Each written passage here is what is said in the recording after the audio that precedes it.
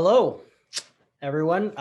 Thank you for joining us today for the Next Generation of Parks event series. My name is Tom Evers. I'm the Executive Director with the Minneapolis Parks Foundation, and we are thrilled that you are joining us today. This Next Generation of Park lecture series is in partnership with the Great Northern Festival, with the Great Northern. And we are thrilled to present Winter Birding 101 with Dudley Edmondson and Monica Bryand. Before we get started here, I want to just thank you all for choosing to join us on behalf of the board and staff of the Minneapolis Parks Foundation. And we're thrilled this year to be part of the Great Northern, which is the Great Northern celebrates cold, creative winters in Minneapolis and St. Paul through 10 days of programming that invigorates the mind and the body. This is the last weekend of the 2021 festival, and looks like we're ending it with a bang with frosty air. We look forward to this ongoing partnership for years to come. And having seen the eclectic and diverse programming that has produced this year, I can only say that the Great Northern is going to make many of us long for the winter during the long summer months. Before I introduce our guests this afternoon, I want to just say a few words about the Minneapolis Parks Foundation. Our mission is to transform lives through parks and public spaces by aligning philanthropic investment and community vision. Through our work with community partners and through the generosity of many donors, many of whom are here today, we are, the Minneapolis Parks Foundation is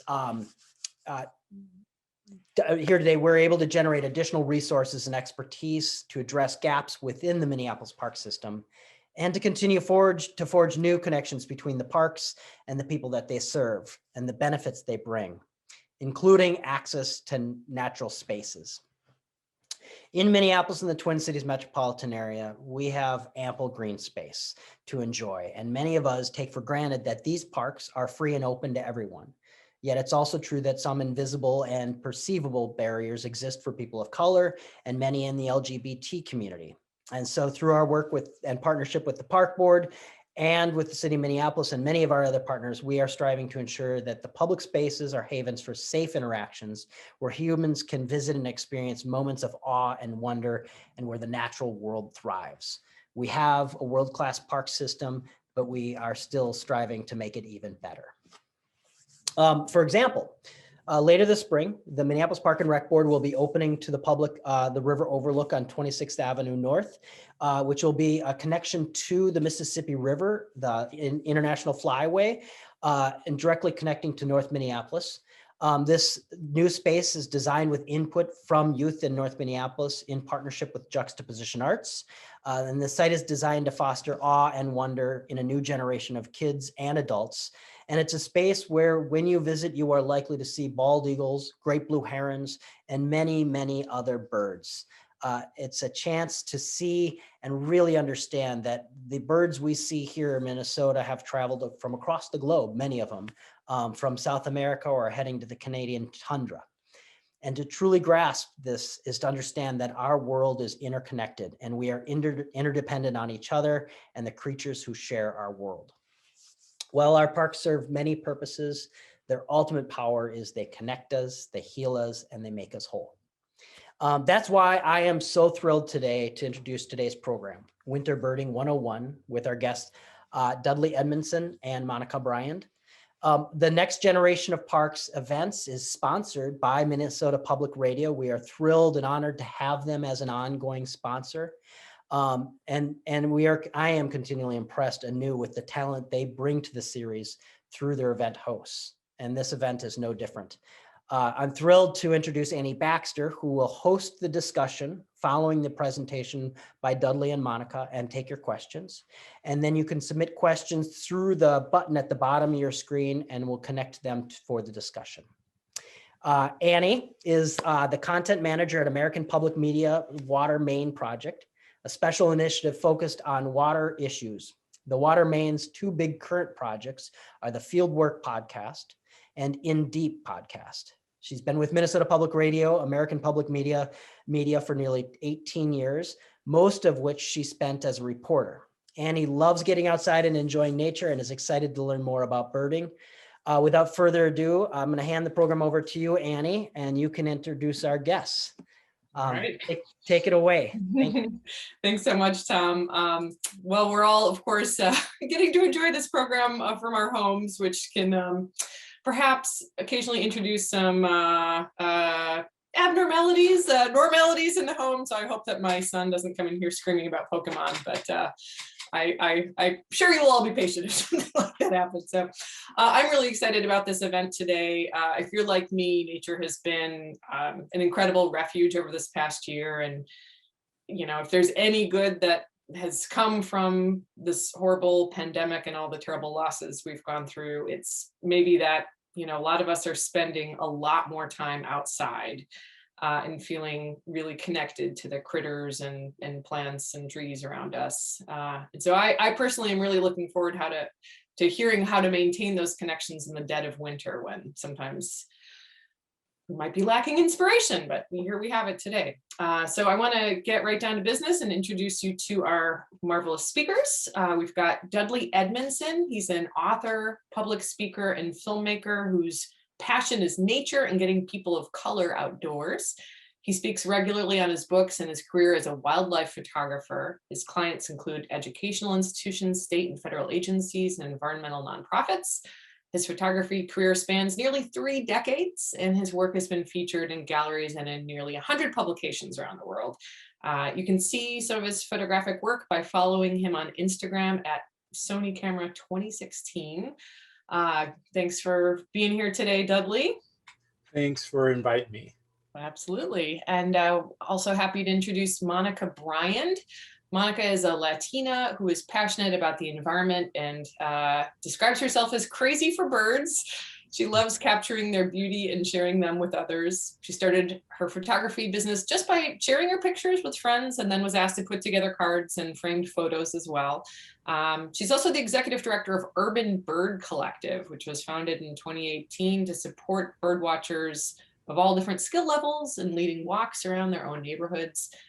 The Urban Bird Collective works to create safe and welcoming spaces for all communities, with a focus on Black, Indigenous, people of color, and the LGBTQ communities and more. So, hello, Monica. Hi.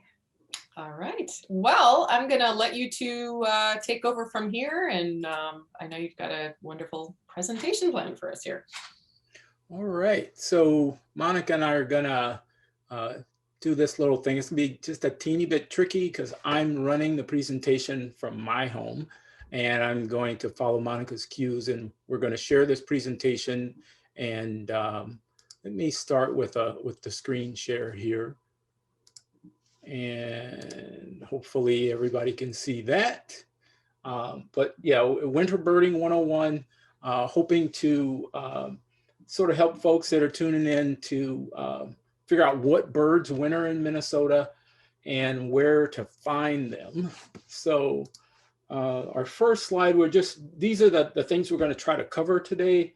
Again, you know, what birds are here, where you can find them. We're going to briefly talk about bird feeders and bird feed, you know, that you might want to put in your feeders in your backyard or wherever you happen to watch birds. Talk about the importance of providing water and shelter, talk a little bit about binoculars, dressing properly for winter, field guides and bird apps for folks, other ways to support birds, and hopefully we'll get to our last slide, or just a short video featuring some backyard birds. So the species we're going to cover here, I think there's 23 or 24 species here, and these are what we, Monica and I, have considered to be the most common birds you're going to see in the winter. Some of them you may see in your backyard, others, you know, in some of the area parks or along the rivers. But there's all kinds of birds here, from hawks to songbirds. So I'll let Monica take over with this slide. All right. Thanks, Dudley. Mhm. I did want to add to that, while I'm the executive director, sort of founder of the Urban Bird Collective, my day job is the co-executive director of Voices for Racial Justice. I feel very lucky that both, you know, all the work that I do is really connected. So I just wanted to add that. before we get started. And so, Dudley and I are going to just really talk kind of quickly about some of the birds that you're going to see in your backyard. Being a Minnesotan, the black-capped chickadee is one of my favorites. I really appreciate the birds that hang with us throughout the winter. And they come in groups. If you usually see one chickadee, you're going to see, 5 or 6 or 7. And we're going to play a few songs for you. And then at the end, we're going to, let you know about some of the apps where you can then practice some of the bird calls and the bird identification. So you want to play that song, Dudley? Yeah, so we're going to play these songs in order as you see the birds. And so the song you hear will be in that order. So here's our chickadee first.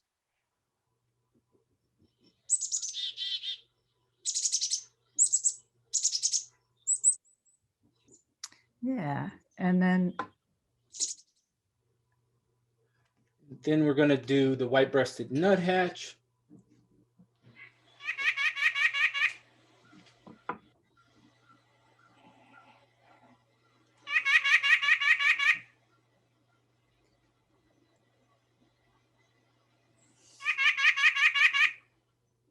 And then the red-breasted nuthatch. And I always think of the red-breasted as a truck backing up.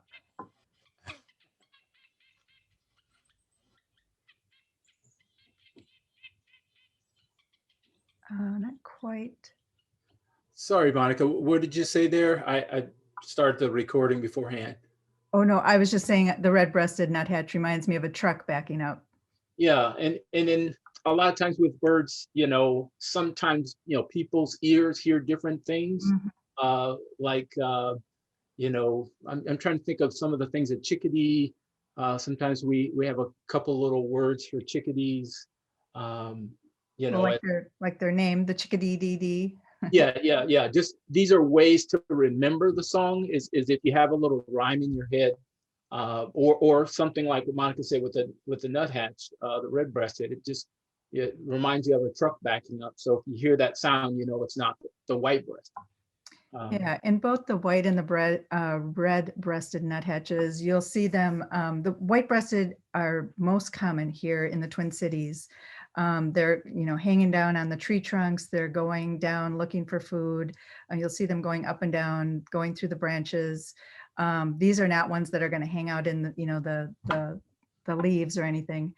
And then the red-breasted, typically they migrate through the Twin Cities, but we will occasionally and more often see them here in the winter. The red-breasted nuthatch is just a little bit smaller than the white-breasted. And then of course you can see just their, sort of orangish red breast that they have. And the red breast is a little more common where I live. I'm in Duluth, Minnesota, up north, and because of the coniferous forest, things like that, it seems like you're more likely to see red-breasted up here. Yeah, and then there's the house finch, and the house finches, they hang around. I think what a lot of times they get put in with the sparrows, especially the female house finch, because she does not have the red, but they are here in the winter and all year round. The house finches are, and yeah. So we'll play that song. Yeah.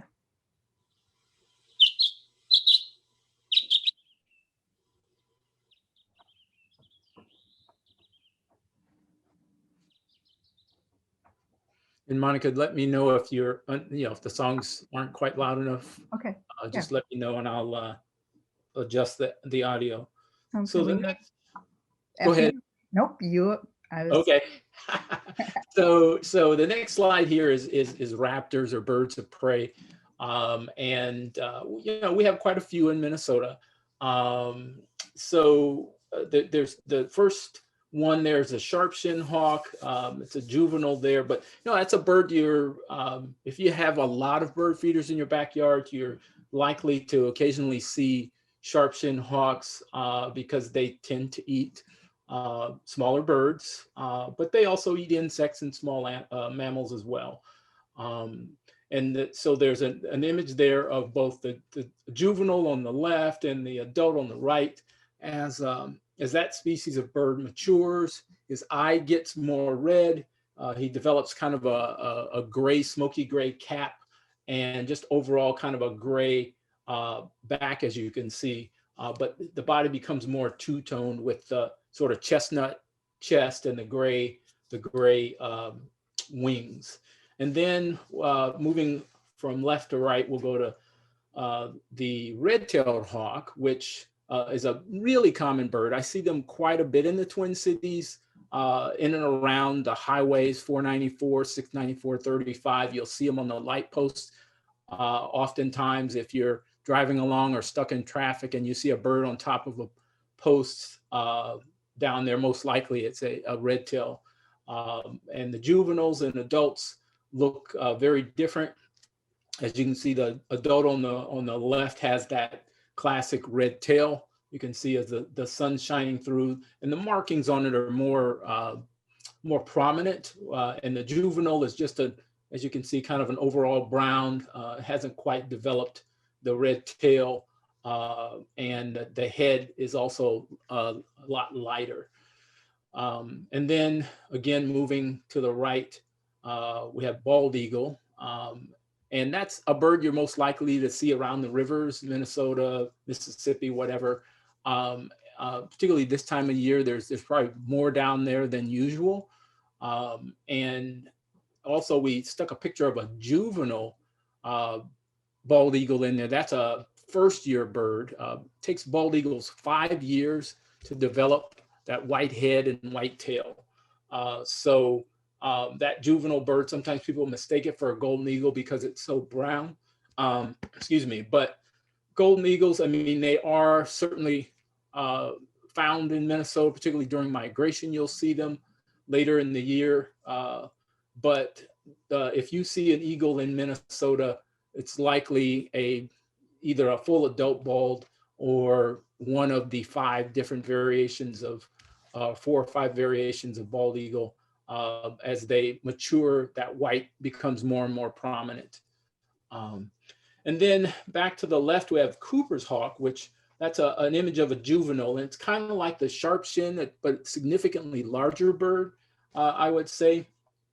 And the same thing happens as it matures. It gets that chestnut breast and the smoky gray back and the cap. Sometimes it can be difficult to tell the two apart, particularly if you don't have them side by side, and it's very unlikely that you would, but certainly we'll talk about bird apps later, and you can certainly use that as comparison. But after you've been watching birds for a while, you may get pretty good at figuring out sharp shins from Cooper's hawk. One thing that people say is the Cooper's hawk's tail is a little more rounded at the base, whereas a sharp-shinned hawk is more like just a straight cutoff, not as rounded. And then our last bird is, of course, the great horned owl.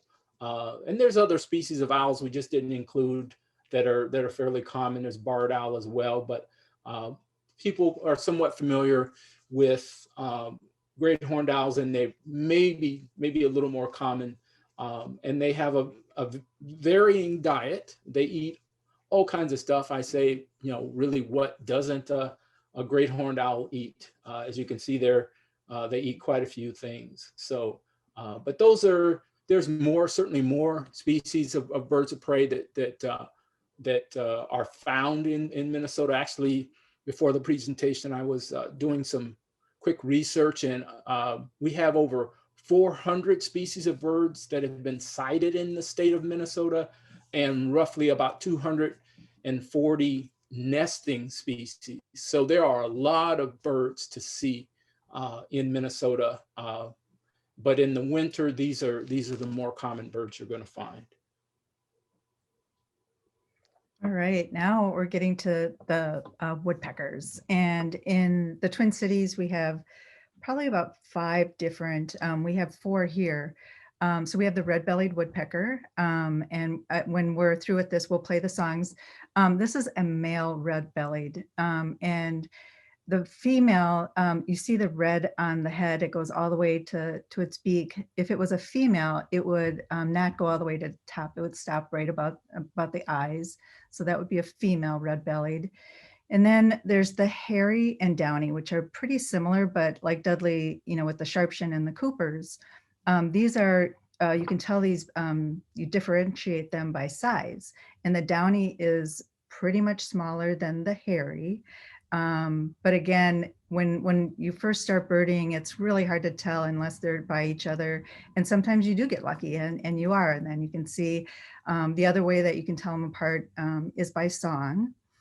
With the downy and the hairy, the girls do not have any red on their heads or on their bodies. And the boys, you can see just on the top of their cap, you can see that the boys, they have the red. The other thing with the hairy is that its beak is, a little bit longer than the downy. So those two are very similar and have very similar diets. And you can see them, they're the most common here in the winter, and all of these are here all year round. And then there's the pileated. Everybody's so excited about the pileated when they see it, and they should be, because it's huge and it's gorgeous. And like the other woodpeckers, you can tell the difference between a male and a female by I call it the mustache, but the male has a red mustache and the female is black. They're, pretty big in size. Those are the biggest woodpeckers that we have here in the Twin Cities. And then others that we have are the northern flicker, and then the northern flicker stays here sometimes, and then it also migrates. And then we have the yellow-bellied sapsucker, which comes back in the summer. So let's play the songs. The red-bellied woodpecker.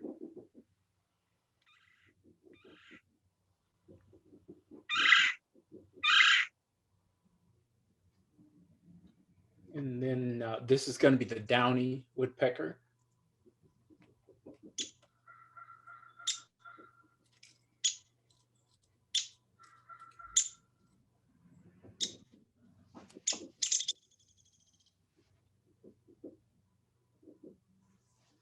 Thanks. Okay.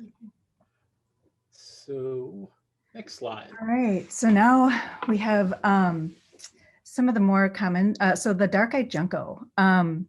In the winter, or I should say in the fall, the dark-eyed junco comes. They come and hang out with us in the winter, and I'm not really happy when I see them because I know winter isn't far behind, but they are really fun to see. And when you see a dark-eyed junco, again, they usually are in groups.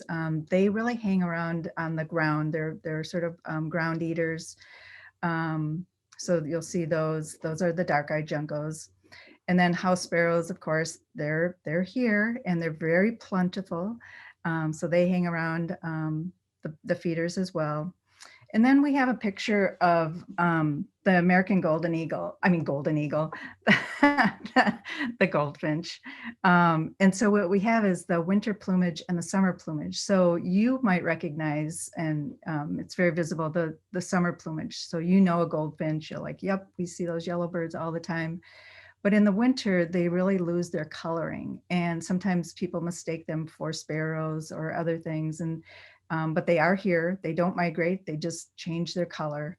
And so they too, all of these really hang around in groups. They like to do that. And if you have backyard feeders, you will see all of them at your backyard feeders. And we can also talk about some of the food that each of these likes. So do you want to play the song of the dark-eyed junco? Yep. Whoops. Click over there.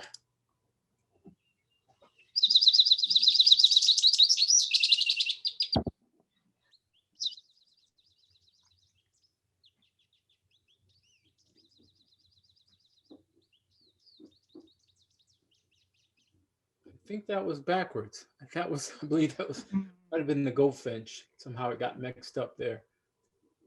Yeah, so it only played the one song. Yep, that's okay. But, yeah. Yeah. So now we have a few of our more common ones. And the American robin, for so many years, people would say, the minute the robin came back, that was spring. They would be coming back and spring is here. But more and more, you will see robins, especially in groups, hanging around all winter long. They really like to eat the dried fruit on the trees. You'll see them in large numbers in the parks. And then there's your blue jay, who's very vocal a lot of times, and he too, or they will be hanging around in your backyards, in the woods. You know, the blue jays are great for alarm calls. And a lot of times if you're hearing the blue jays squawking, you might kind of look around and see where they're at, and you might see an owl or you know, a hawk or something like that. So blue jays are good for that. And then the northern cardinal. They, again, hang around all winter. A lot of times people don't see the female, you know, in a lot of the various species. They know the cardinal is red. But there's the female cardinal. And when I point that out to, you know, some of my friends, or when we take people on walks, they're like, wow, I didn't even know that. I didn't know that a cardinal, that's what the female cardinal look like. So it's always fun to know the various species. Some of them, the male and the female, look a lot alike. And then there's others where they just look really different. So let's see, we got a robin song. Do some songs here. First for the robin.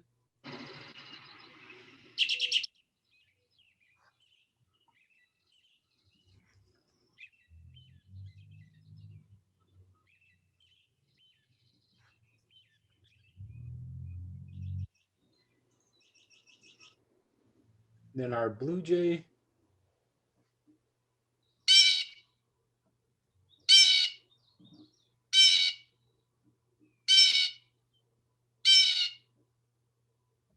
And last, our cardinal.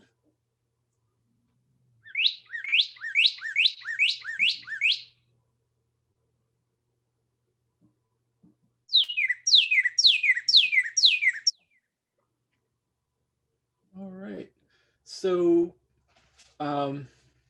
here on our next slide, we have a few more common birds, the American crow, mourning dove, rock dove, and European starling.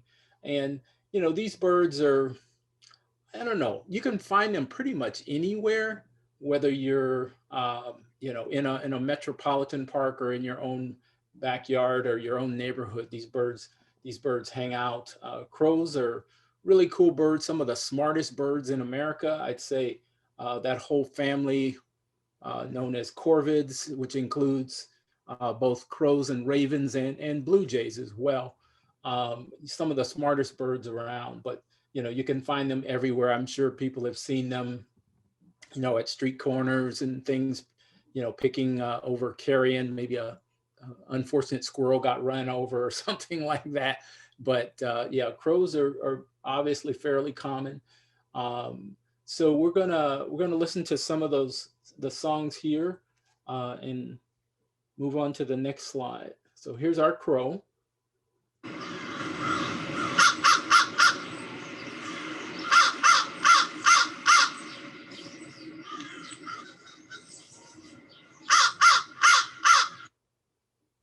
And the mourning dove.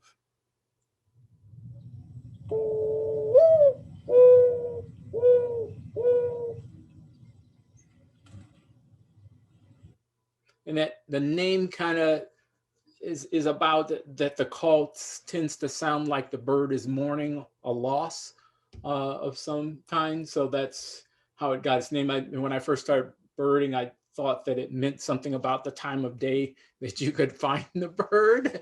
But yeah, it has mostly to do with the call, the sound of the call. And then, you know, these are the birds that, you know, you're most likely to find along the rivers and some of the lakes and things in the area.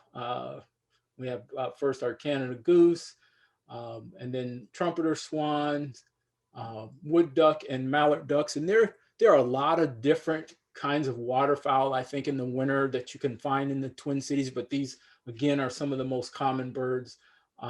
it's interesting to, at least to me, to note that the wood duck is kind of, it eats quite a bit of fruit and insects, which is somewhat different than most waterfowl. Tends to eat mostly aquatic vegetation, but it seems like the wood duck's a bit of a connoisseur there, likes fruit and insects and nuts, as you can see, acorns and things like that fall out of trees. Apparently they spend some time on the shore walking around and feeding in that manner.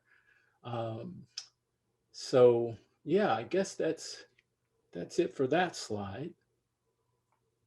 And now we're going to talk a little bit about, places to find birds. Monica and I have come up with a couple of some of our favorite places to bird. So we're going to let Monica start with this one. Yeah, and I'll also note that we're kind of behind, like we're running a little bit over, so I'm going to pick it up just a little. Okay. But here, so I belong to the Urban Bird Collective, and the name, we do urban birding. We are so lucky in the Twin Cities to have so many amazing parks. Both I live in St. Paul, but we do a lot of birding in Minneapolis. We live on the Mississippi. We have the Flyway. And so the Urban Bird Collective, we actually are in a partnership with the Minnesota River Valley National Wildlife Refuge. And while the refuge is really huge, 3 of the areas that we do a lot of walks on is Old Cedar Avenue Bridge. And then there's Bass Ponds, and then the visitor center for the River Valley National Wildlife Refuge. They are pretty close in proximity. So, if you're spending the day, you could actually hit all 3. And you can, in the winter, you can see, ducks and various types of sparrows, and of course, owls and all those other birds that we were highlighting. And then in the summer and in the spring, it's pretty incredible birding. So I just wanted to note those 3 locations. The other places that I like to go, especially in the summer, is the chain of lakes. So I like to bike, and I do Betty-Makaska and Harriet and Lake of the Isles, and check out all the waterfall that's around there. This morning I was at Roberts Bird Sanctuary. It's a little hidden gem that's really close to Lake Harriet, and they have great birding there. It was really cold this morning, so we'll talk about some ways to dress for your warm, but it was pretty cold this morning, but it was great to be outside. And then in St. Paul, some of our favorite places are Crosby Park, Battle Creek, Reservoir Woods. Again, so many places to go. And the Minneapolis Parks Foundation, their website has a place where it lets you know about some of the really hot spots for birding in the Twin Cities. So I just wanted to note that. And then Dudley, you want to touch on some of the greater Minnesota or statewide locations? Yeah. Again, I'm in the northern part of the state, and birding along the North Shore of Lake Superior, there's obviously lots of state parks. Starting just a little about 20-30 miles north of Duluth, there's Gooseberry Falls and Split Rock, and folks that are familiar with the North Shore know that there's quite a few parks in the North Shore. But then there's also areas in and around Duluth, more inland. There's the Saxon's Inn Bog, which is a really good place to go this time of year if you're looking for owls, boreal chickadees, magpies, winter finches. There's an interpretive center there in the area, and it's near Meadowlands, Minnesota, if you can find that on a map. But anyway, there's really good birds to see there, and I'd say if you get a chance to get up north this winter, be sure to visit that area, and particularly go to the interpretive center that has bird feeders. I tell people, if you want to see birds in the winter, you can certainly go out in parks and things like that. But if you're really new to birds and you just want to see birds without a lot of work, it's a good idea to go to your local nature center, wherever that is, that has bird feeders, and you can sit and watch birds. You use field guides and phone apps and things like that, and really learn quite a bit about birds. But the interpretive center there at the bog really has quite a few birds. And there's other spaces there, but we do want to, it's important to us to get to your questions today. So we're gonna fly through the rest of these slides here a little bit. Go ahead, Monica. This one. Yeah, so again, we're going to fly through some of these. So backyard feeders, you can have any number of feeders, and you can make your own feeders, as you can see in some of these slides. Some of the feeders are squirrel proof, some of them not. Then there's feeders that are going to be specific for, whether it's, the goldfinches, you have your peanut feeders for your blue jays and, the squirrels. And then, of course, the important thing is to make sure that feeders are placed in locations where, the predators aren't going to get to the birds. In my backyard, I call it my little bird sanctuary, and I have it fenced off. And of course, the cats can get in, but at least the birds will have a little warning before they approach. So, yeah. And then, of course, just really important, if you are doing feeders, the most important thing is consistency, to keep your feeders full for the birds, and then to make sure that they're clean, so that the diseases don't get passed on to the birds. All right. This one's one of mine. Talking about different kinds of bird food. I mean, the type of bird seed you put out will determine the kinds of birds you get. You can put out, like in these photos here, there's the photo in the top left, there's a mixture of food that has all kinds of things. It has sunflower seeds and millet and peanuts and things in there. I mean, and that's a kind of a general type of bird food. And when you put food out like that, sometimes you'll get, a large variety of birds, and maybe some of them you don't want.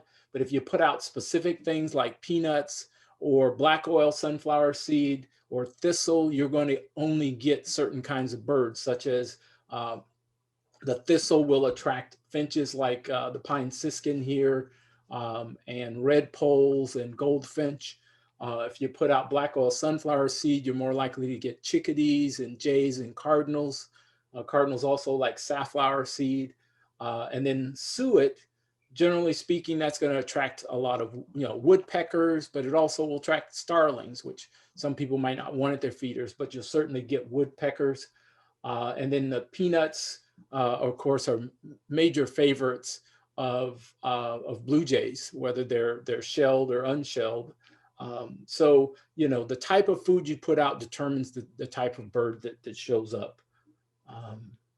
And then So then other things that will help, to attract the birds to your yard are, of course, water. And so this is a heated water dish. So water is needed both in winter and the summer. So you can buy a heated water dish, that is specifically for birds, or what we have pictured here is actually a heated water dish for, your dog, which you can use just as well. So that's another option. Water is really important, especially in the summer, and the other thing is to make sure that it's clean, all the time. And then you'll see here, there's a little brush pile.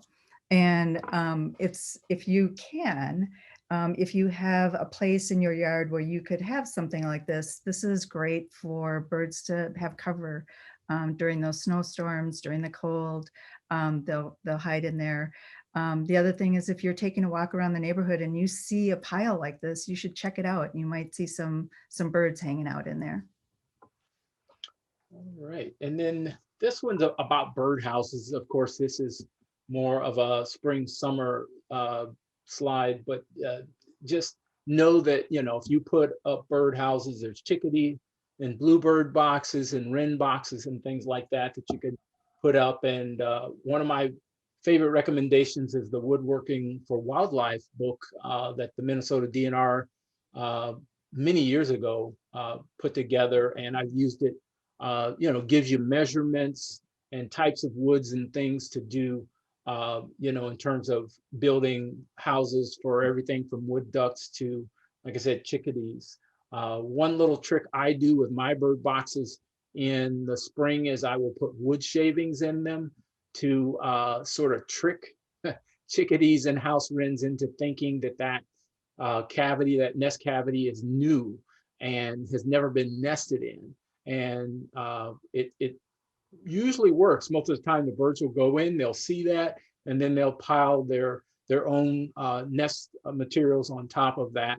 And you know, by the end of summer, I've got baby chickadees or house wrens in my backyard. So building bird houses can really you know, be a good thing for you to be able to see birds in your yard. Then briefly, just talking about binoculars. You know, there's all kinds. There's super expensive stuff, but my recommendation is a pair of 8x42s, perhaps by either Nikon or a company called Vortex. They make really good binoculars, but the Nikon 8x42 Monarch is been a standard birder binocular for decades. And if you can get a pair of those for less than $300, that would be a good buy. And Monica, talking winter clothing. Yeah, again, really quickly. You all are in Minnesota, or if you are, you have your basics, right? You're gonna go out there and you're gonna be warm.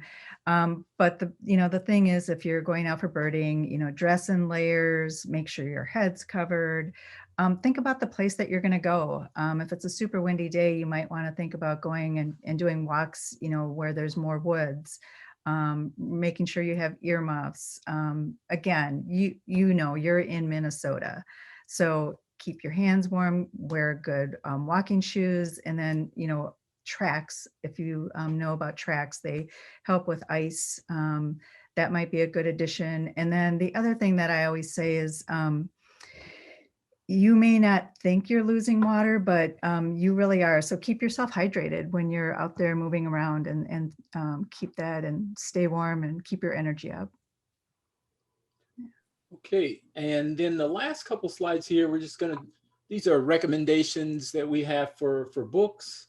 Some of you may be familiar with Stan Tekella's guides, but Birds of Minnesota, and then Bob Jansen's Birds of Minnesota State Parks, and then the more national guides here with Birds of North America, different ones. And bird field guides are great. They're a lot easier to handle and keep on hand maybe than a bird app, but still bird apps I think are great. I use both.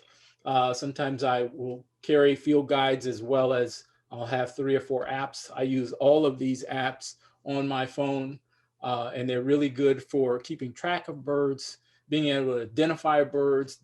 Particularly the Cornell Merlin ID app will actually allow you to put in things such as the size of the bird, the type of habitat you found the bird in, a couple of the bird's plumage colors, and the time of year that you found it, and it will give you a short list of possible species. So if you're not sure what you saw, you fill out that criteria and the app will say, was it one of these 3 or 4 birds? But it's pretty good. And then our last one here. Yeah, this is, so really the other thing is, we just want to say that, it takes a lot to protect the birds, bees and butterflies, I say. So the other way is, you can plant, flowers that are good for both, or for all of them, birds, bees, and butterflies, planting shrubs, limiting the use of chemicals or pesticides in your, on your lawn, and anything that you're doing in the yard. Dudley, you want to? Yeah, planting native species certainly helps a lot. Planting fruiting trees. I got my property many years ago, and I made an effort to landscape my property specifically for pollinators and birds and things like that. So, planting things like high bush cranberry and Juneberry and things like that. And, you'll just find that in, particularly in the spring and the fall, your yard will be full of birds and insects, which for me is just pure joy. So. Yeah. And then the other thing I think I forgot to mention too, I'm part of the Audubon St. Paul. So another great way to, get hooked to birding is to join a local bird organization or your local park. I'm with Audubon St. Paul, and I'm on part of their conservation committee as well. So volunteering at your local parks and some of your other places are great ways to learn more about birds. And we have one more slide here. It's a couple of minutes long. It's just a short video I made of birds from my backyard, and we'll play that, and then we'll get out.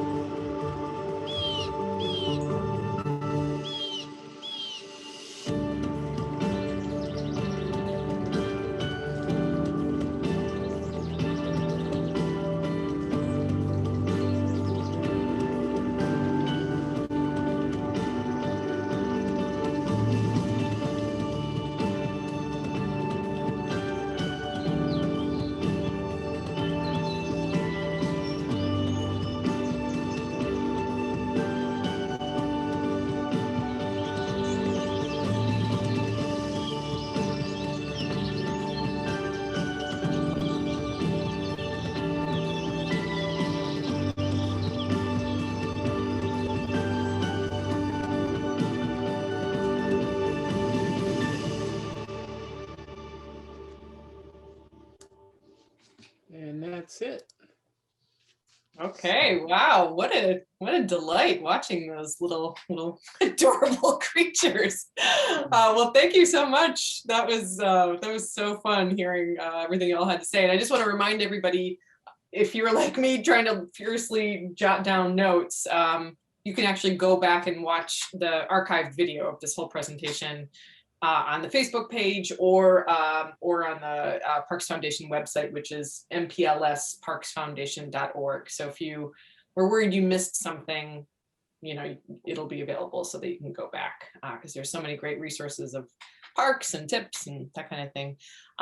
We have a lot of really great questions, and we will try to get to as many as possible. But I did want to just kick things off with one question, kind of building, Monica, on your work with the Urban Bird Collective, and actually put it to both of you. Are there particular, you've given us some good indications of places where there are lots of birds to be found. Are there spots that you have found that are particularly inviting to diverse communities within the state of Minnesota? Like where have you had really good experiences and seen the welcome mat really put out there? Go ahead, Monica. Yeah, so I would say, one of the things I talked about was our partnership with the Minnesota River Valley National Wildlife Refuge. And what we, the Urban Bird Collective, really try to do is to create that safe space. So while I think that organizations, parks, are really trying to do this, I think what our group is doing is actually taking and holding that space for folks, inviting new folks out to be in nature. I think that's really important. It was mentioned earlier, not everybody feels the same way when they're going to parks. It should be a healing space, but when you have to wonder what you're gonna, run into, that isn't always healing. That's not always welcoming.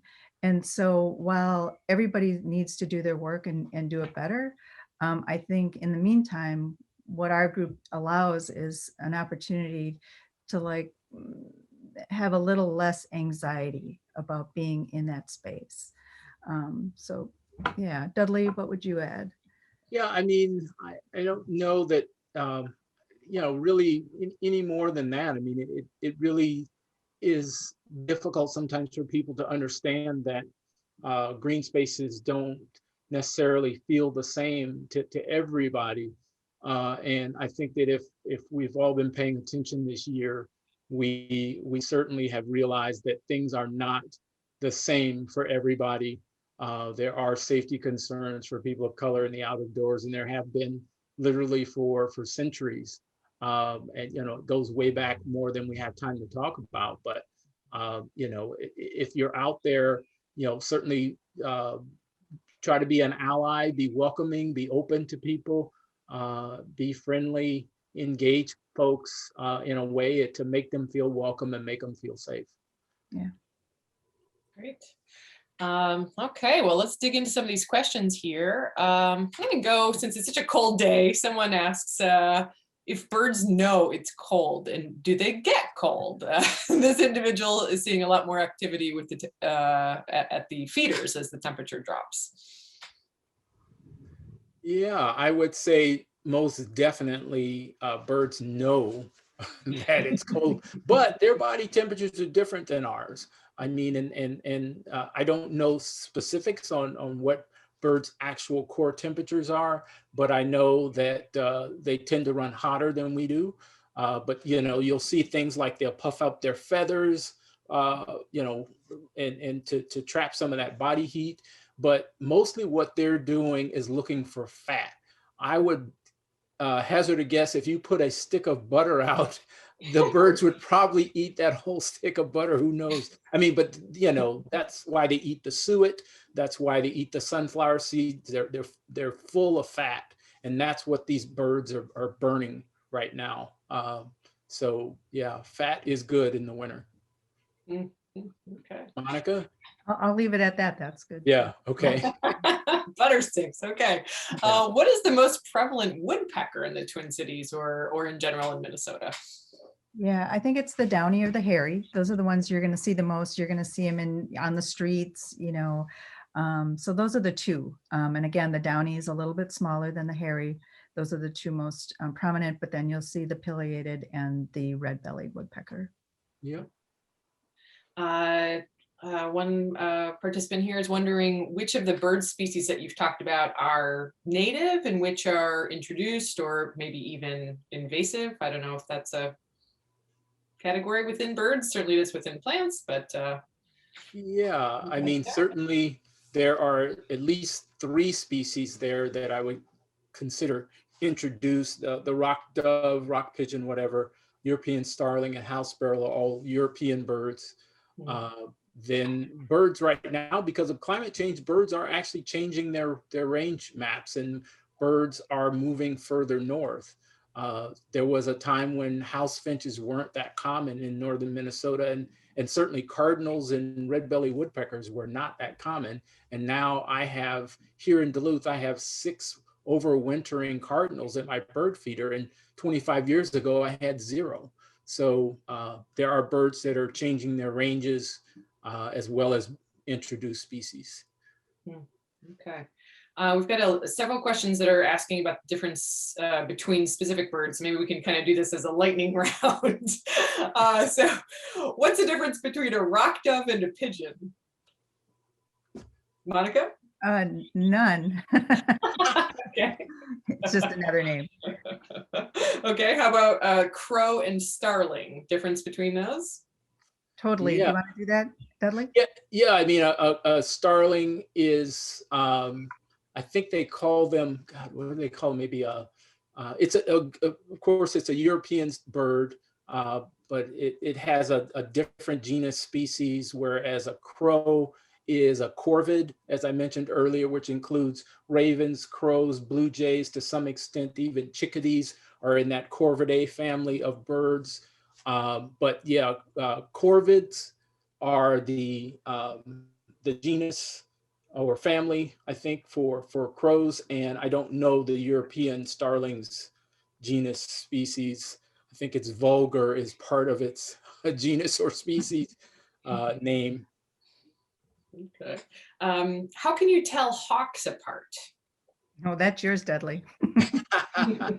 You know, a lot of times you just think of which species is the most common where you are, and in probably in the Twin Cities area, it's going to be red-tailed hawk, Cooper's hawk are going to be probably the two most common species. Of course, most people know bald eagle when they see it, but it takes a lot of years of experience. I mean, I live near Hawk Ridge, and I've been watching hawks for, probably my entire adult life. And, sometimes you get confused, but, it takes a lot of practice. I'd say watching them, after a while, you'll figure out who's who.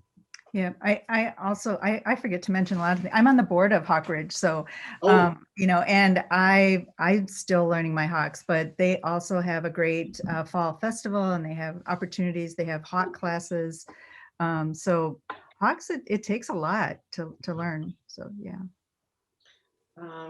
Okay, we have I think this is a great question from someone who has a weak leg, walks with a cane, and gets tired easily. And so this person wants to know the best places to go to see birds where it wouldn't require walking a far distance from the car.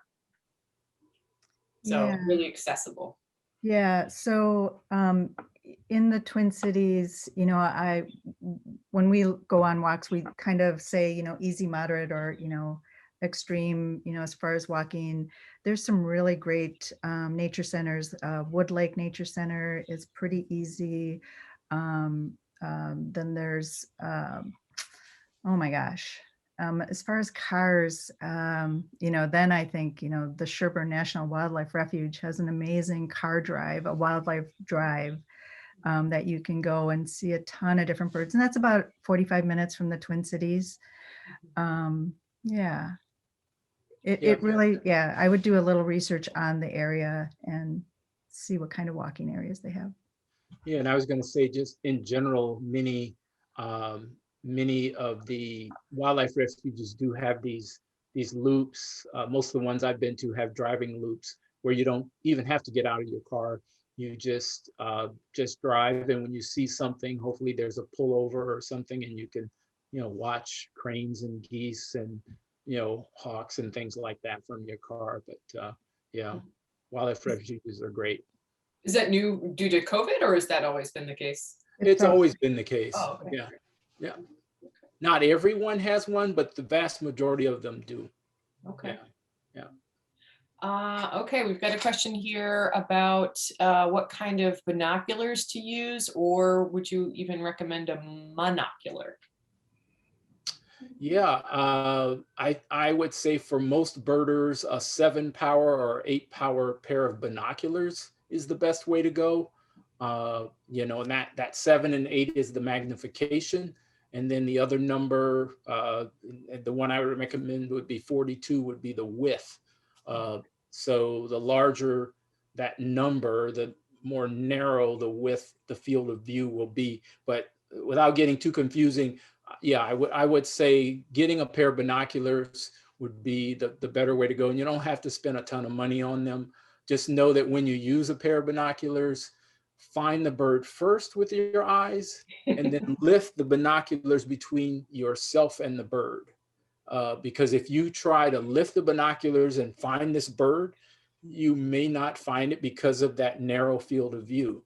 So you find it with your eyeballs, and then you just don't move your head, and just lift the binoculars up to your eyeballs, and that bird hopefully will still be where you just saw it. Yeah, sometimes it takes 2 or 3 times. You have to Yeah. keep moving Yeah, the binoculars up and exactly. down. Yep. Okay. Totally realize I've been using binoculars wrong. That's very helpful. Okay, so, one person here would like to know if you have any tips for seeing owls. Best places or conditions, or I imagine something like that. Yeah, Monica? Monica. Yeah, so, just as a birder etiquette, we don't say where owls are, but tips are, you have to really look, like they blend into, their surroundings. One of the things that I always do is look in holes, with my binoculars to see if they're roosting in there. Right now is really the time when they're starting to nest and get ready to mate. So the great horned owls and the barred owls are here. The eastern screech owls are here.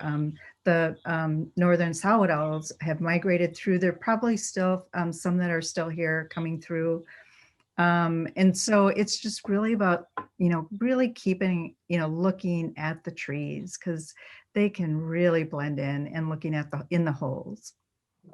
Yeah, and I've had a lot of luck in the Twin Cities finding owls along the river, Yep. in the trees along the, I've seen barred owls and great horned owls on some of those river walks along the Mississippi River. So that might be a good place to start.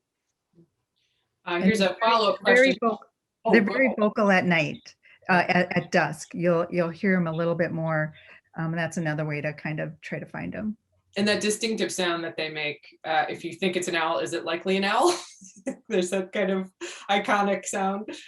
Yes. Yeah, great horned and barred both are very vocal, Okay. and they do sound, kind of like the typical sounds you hear. Yeah. The one thing that will trip some people up is that the mourning dove sometimes sounds like a barred. So Yeah. Okay. Here's an owl follow-up question. This person is wondering how it is that an owl can catch such a big bird as the heron. Yeah, it's called the cover of darkness. Yeah, they would most likely get a bird like that while it's sleeping. Horned owls are notorious for raiding sleeping birds that are sleeping on branches. And it sounds quite mean and cruel, but I mean, nature is nature. And some of those bigger birds, that's it. There may be a rookery of roosting herons, and a horned owl will come through there while one is asleep in the middle of the night. And that's that. Okay. Okay, we've got someone thanking you for your expertise and wondering if you are planning any birding events yet this winter. Maybe that's specifically for Monica. I don't know. Yeah. Because of COVID, we're really limiting the number of things that we do and the number of people on the walks. We're going to be doing something, a hybrid in May at the Minnesota River Valley National Wildlife Refuge. But as far as like anything that's open to the public, we're really not doing anything. And neither are any of the Audubons. They're not leading any walks right now, just for COVID sake. Okay. Okay, one person would like to know if it's appropriate to hang birdseed ornaments made from bird seeds in a bit of gelatin. Is that good, bad for birds? Any issue with that? What do you think, Monica? I'm trying to picture it. Birdseed and gelatin.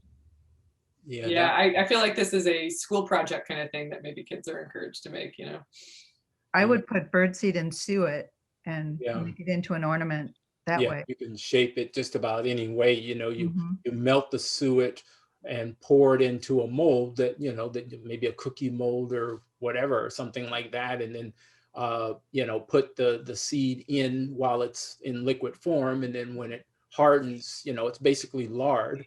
That's what suet, pretty much it's just animal fat. And so once it hardens, it'll hold the seed, and then the birds can pick the seed out of and get that all important fat that they need. So that's what I would recommend. Mhm. Okay. For songbirds, do the females and males sing the same? I can only think of one species that sings different songs that I can think of, and that would be red-winged blackbird, which I didn't know, but I learned it at a bird festival, that the male will sing one half of the song and the female will sing the other half of the song. And to the untrained ear, standing on the edge of a marsh, it sounds like it came from one bird, but it's actually coming from two birds. And that's the only one I know of, red-winged blackbird. So Wow, I learned something new today. yeah, and I learned it a couple of years ago at a seminar. Someone was talking about bird songs and bird science. Nice. Okay, we've got a question about whether there's an optimal placement of a bird feeder facing north, south, east, west. Does that make any difference in one's yard? No, I think the most important thing is to place it so that predators can't get at the birds when they're perching and getting the bird seed. I think that's really important. The other thing is to not place it too close to windows, because we hear about bird strikes. So, making sure that you're placing it away from windows. But yeah, I wouldn't say there's any direction.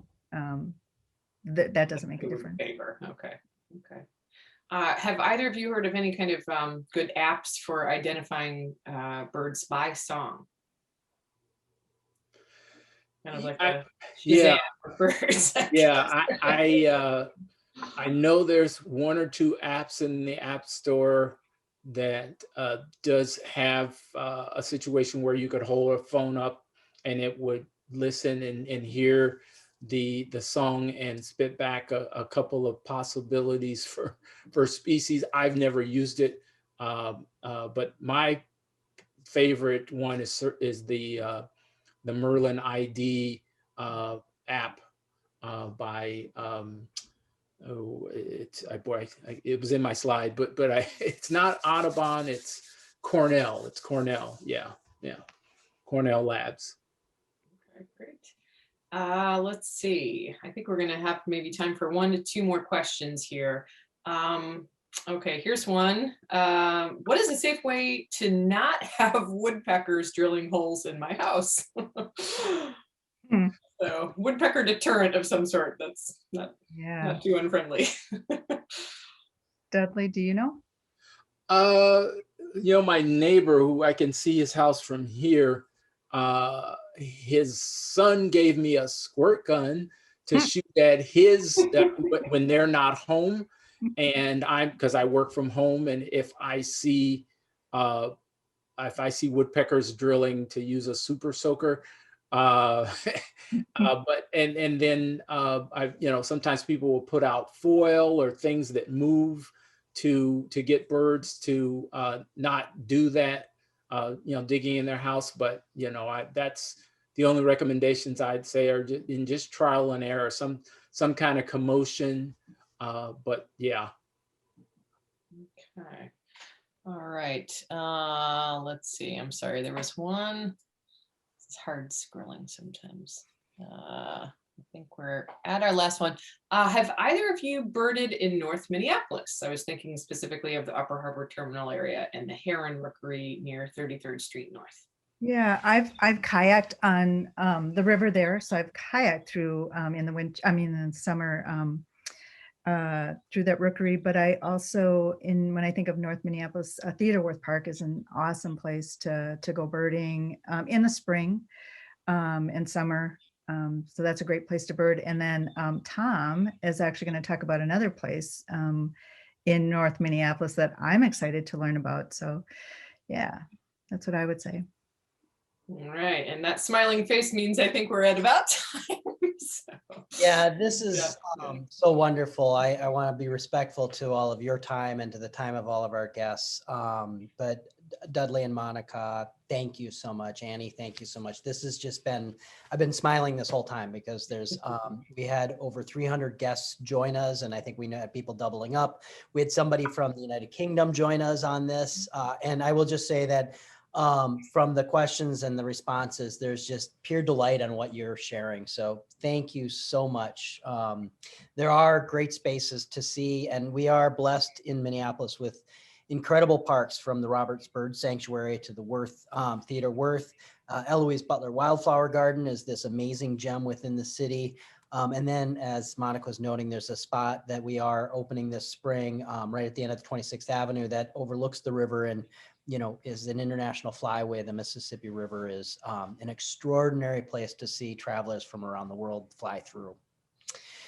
Thank you both so much. It's, you know, and I love this discussion at Winter because we really do, everything quiets down and you really just audibly and visually, you get to see the stragglers that are hanging around with us. And it's a really amazing time to see birds. So hope everybody gets out. Annie, thank you for hosting, and Minnesota Public Radio. We are so honored to have the sponsorship and the support. A Great Northern Festival. The Great Northern is, we're really glad to be part of it this year. Hope to continue on. And folks can visit us on our website, www.mplsparksfoundation.org. Dudley, Monica, do you have any other last thoughts before we head out? Anything else you want to add or want to touch on before we head out? No, I think it's just really important. We just wanted to give people a taste of it. We love birds, and you can walk out your door and you can start hearing them, and just to start to notice them, and then to protect the environment is really important for them, their habitat. That's why I love to share birds. Yeah, and I was going to say, for folks that maybe want a little bit more information about birds, speaking of NPR, I did a Science Friday with Ira Flato back, I don't know, 3 weeks ago now, but the January 1st, New Year's Day show is about Christmas bird counts, and myself and 2 other guests were on the show, and we were talking about birds quite a bit. So if you want to learn some more from some actual scientists, that I'm not a scientist, I've been watching birds for 4 decades and really enjoy birds, but that particular show, there were some folks who have been doing a lot of scientific research around birds. So that's the New Year's Day show for Science Fridays. Great. Thanks for pointing that out. It is that bird count is really something pretty special every year. Well, and also thank you to all of you who are attending and join this. The next Generation of Park event is on April 29th. We'll be sending that out. So if you're signed up to receive our emails, that will be featuring Sean Sherman and Dana Thompson, also known as the sous chef, who are opening a restaurant at the Waterworks site this spring. And we're really excited to have them on to talk about their work in food and the indigenous story of food here in America. Thank you to everybody for participating. Please send us questions, continue to support both Birds, Parks Foundation, and we look forward to doing this again. We'll see you all out there. Thank you.